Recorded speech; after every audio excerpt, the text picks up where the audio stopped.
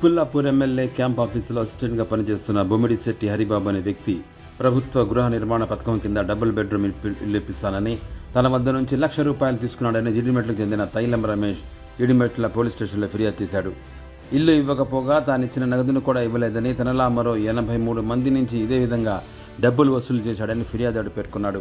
వసూలు చేసిన డబ్బుతో కుత్బుల్లాపూర్లోని రెడ్డి నగర్ కాలనీలో ఒక ఇల్లు నిర్మించుకుని ప్రస్తుతం అక్కడే నివసిస్తున్నాడని ఫిర్యాదుదారుడు ఆరోపించాడు. దర్యాప్తు చేసిన పోలీసులు నిందితుడు హరిబాబును అరెస్ట్ చేసి కోర్టు ముందు హాజరుపరచనున్నారు. తదుపరి దర్యాప్తు జరగనున్నదని బాలానగర్ ఏసీపీ పి నరేష్ రెడ్డి తెలిపారు.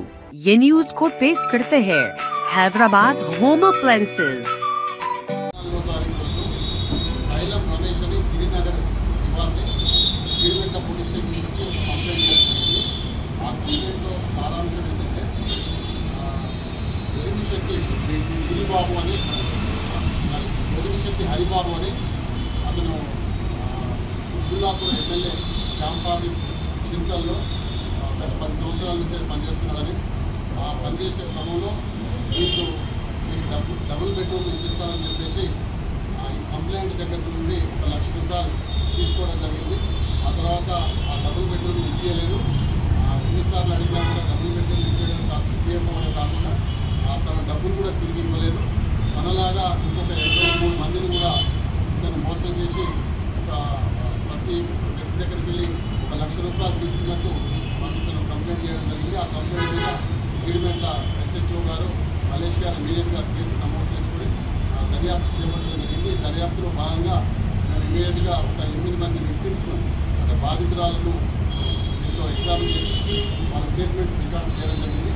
అదేవిధంగా కొంతమంది డబ్బులు డైరెక్ట్గా ఇస్తుంటే కూడా వీడియో రికార్డింగ్స్ కూడా మేము కలెక్ట్ చేసుకోవడం జరిగింది.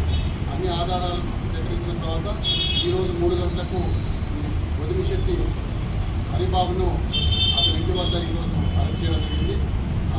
అరెస్ట్ చేసి అతని ఇంట్రాగేషన్ రిపోర్ట్స్ రాసుకొని అతని యొక్క సెల్ ఫోన్, ఈ నేరంలో ఉపయోగించిన సెల్ ఫోన్ కూడా సీజ్ చేయడం జరిగింది. అతని ఇంట్రాగేషన్ తర్వాత మనకు బాధితులు చెప్పే ఏంటంటే అతను ఈ మధ్యనే ఒక ఇల్లు రెడ్డి నగర్లో ఇల్లు కట్టుకున్నాడని, ఆ ఇల్లు కట్టుకోవడానికి ఈ మోసం చేసిన డబ్బులు కూడా అందులో ఈ హరిబాబు పెట్టుకున్నాడని చెప్పేసి వాళ్ళు ఆరోపించడం జరుగుతుంది.